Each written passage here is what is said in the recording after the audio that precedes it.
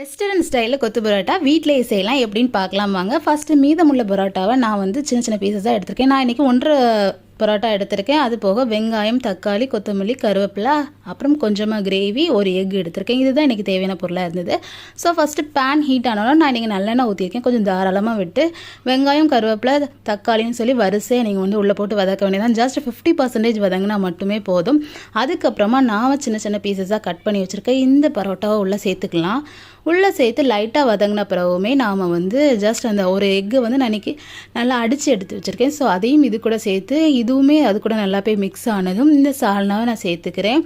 சால்னா hotel சால்னா தான். Just உள்ளே சேர்த்த பிறகு உங்கள்கிட்ட இருக்கிற ஒரு விளிம்பு வந்து ஷார்ப்பாக இருக்கிற டம்ளர் எடுத்துக்கோங்க. ஜஸ்ட் நல்லா நங்குன்னு மண்டையிலே வச்ச மாதிரி வேகமாக கொத்த ஆரம்பிங்க. பக்கத்து வீட்டில் சவுண்டு கேட்குமா அப்படிங்கிறதுக்காக மெதுவாக கொத்தாதீங்க, நல்லா ஸ்பீடாக கொத்துங்க. ஸோ ரெஸ்டாரண்ட் ஸ்டைலில் செமையான கொத்து பரோட்டா வீட்டிலே ரெடி ஆகிடுச்சு. ட்ரை பண்ணி